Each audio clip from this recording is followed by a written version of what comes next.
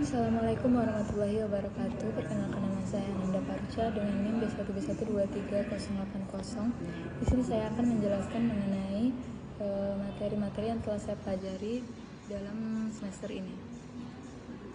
Latar belakang dari ekologi pemerintah berakar pada pemikiran bahwa pemerintah dapat dipandang sebagai organisme hidup yang lahir, hidup, berkembang, dan bisa mati atau digantikan oleh sistem lain.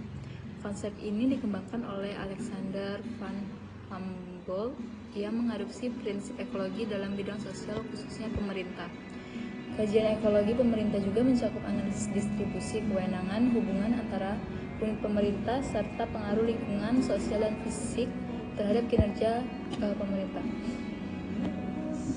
Dengan demikian, latar belakang ekologi pemerintahan adalah kebutuhan untuk memahami pemerintah bukan hanya sebagai institusi statis, tetapi sebagai organisme yang hidup dan berkembang dalam interaksi kompleks dengan lingkungan sosial, politik, dan fisik sekitarnya. Selanjutnya, istilah ekologi berasal dari bahasa Yunani oikos yang berarti rumah atau tempat tinggal, dan logos yang berarti ilmu. Dalam konteks ini, ekologi mengacu pada ilmu yang mempelajari hubungan antara makhluk hidup dan lingkungannya. Ketika diterapkan dalam ilmu pemerintahan, ekologi menggambarkan bagaimana sistem pemerintah berinteraksi dengan lingkungan sosial, politik, ekonomi, dan budaya di sekitarnya. Baiklah, selanjutnya saya akan menjelaskan mengenai tujuan dari ekologi pemerintah, yaitu memahami hubungan timbal balik antara pemerintah, masyarakat, kemudian menganalisis lingkungan internal pemerintah, mencakup sistem birokrasi, budaya organisasi, kebijakan, dan interaksi antar unit pemerintahan, kemudian mengeksplorasi lingkungan eksternal seperti sumber daya alam, demografi, ekonomi, politik, budaya, dan hubungan sosial untuk menetapkan daya adaptasi pemerintahan. Kemudian yang terakhir yaitu ada mewujudkan pengetahuan yang akurat dan objektif. Selanjutnya ada penyelenggaraan pemerintah. Dalam ekologi pemerintah mengacu pada konsep bahwa pemerintah dipandang sebagai sebuah organisme atau sistem yang saling berinteraksi dengan lingkungan internal dan eksternal secara timbal balik. Kemudian membentuk sebuah ekosistem pemerintahan. Dalam ekologi pemerintahan, keseimbangan dan sinergi antar komponen pemerintahan serta dengan masyarakat dan lingkungan sangat penting agar pemerintahan dapat berjalan optimal dan berkelanjutan.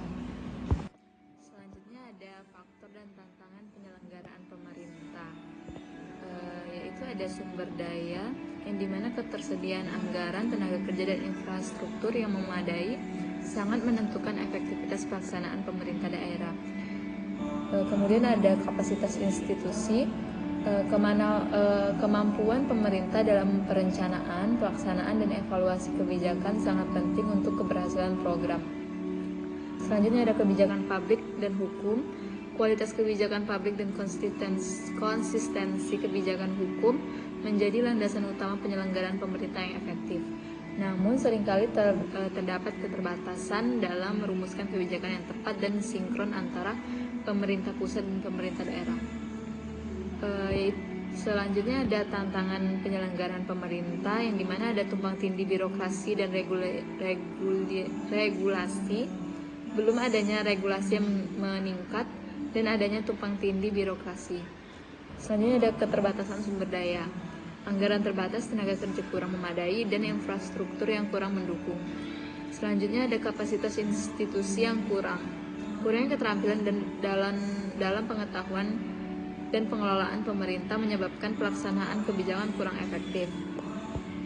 Kemudian ada ketidaksesuaian kebijakan dengan kondisi lokal. Peraturan yang tidak sesuai dengan kebutuhan atau kondisi daerah dapat menghambat implementasi. Dan ketidakpatuhan dan penegakan hukum yang lemah, yang dimana rendahnya kepatuhan masyarakat dan lemahnya penegak hukum mengurangi efektivitas peraturan. Selanjutnya saya akan menjelaskan mengenai hubungan antar lembaga pemerintah di Indonesia, yang dimana diatur dalam sistem pemerintahan presidensial berdasarkan Undang-Undang Dasar 1945 dengan prinsip pemisahan kekuasaan yang jelas antara eksekutif, legislatif, dan yudikatif. Hubungan ini bersifat saling mengendalikan dan saling mempengaruhi dalam pengambilan keputusan negara untuk mencegah penyalahgunaan kekuasaan dan menjamin kebebasan negara. Selanjutnya ada hubungan ekologi pemerintah dengan perencanaan pembangunan. Yang pertama ada pengaruh lingkungan terhadap kebijakan. Pemerintah harus memahami kondisi lingkungan sosial, ekonomi, politik, budaya, dan alam yang menjadi konteks pembangunan agar kebijakan yang dirumuskan sesuai dengan kebutuhan dan potensi daerah.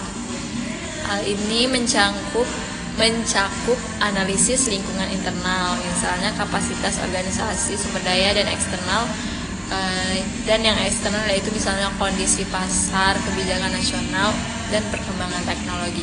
Yang kedua ada perumusan kebijakan berbasis ekologi pemerintahan. Proses perencanaan pembangunan mengikuti tahapan agenda setting, formulasi kebijakan, implementasi, dan evaluasi yang harus didasarkan pada pengetahuan ekologi pemerintah. Yang ketiga ada pembangunan yang berkelanjutan. Ekologi pemerintahan menekankan pentingnya pembangunan yang berkelanjutan dengan menjaga keseimbangan antara pemanfaatan sumber daya alam dan pelestariannya. Yang keempat ada penguatan sistem informasi dan partisipasi. Dalam perencanaan pembangunan, ekologi pemerintah juga mengedepankan penguatan sistem informasi, sumber daya alam, dan lingkungan, serta keterlibatan masyarakat luas agar perencanaan lebih akurat dan responsif terhadap kebutuhan real di lapangan. Dan yang terakhir ada keterkaitan antara subsistem pemerintahan, yang dimana ekologi pemerintahan memandang perencanaan pembangunan sebagai hasil interaksi antara subsistem pemerintahan termasuk pegawai, unit-unit pemerintah, dan masyarakat. Selanjutnya ada peranan ekologi pemerintahan dalam perencanaan pembangunan. Yang pertama ada dasar penyusunan kebijakan yang komprehensif. Ekologi pemerintahan menyediakan kerangka analisis yang mengintegrasikan berbagai sumber daya dan kondisi lingkungan sehingga kebijakan pembangunan dapat disusun dengan mempertimbangkan aspek sosial, ekonomi, budaya, dan lingkungan secara holistik. Yang kedua ada meningkatkan daya saing kebijakan pemerintah daerah. Kebijakan yang berbasis ekologi pemerintahan memungkinkan pemerintah daerah yang meningkatkan daya saing melalui perencanaan yang berorientasi pada pengelolaan sumber daya secara optimal dan berkelanjutan. Selanjutnya ada mendorong pembangunan yang berkelanjutan.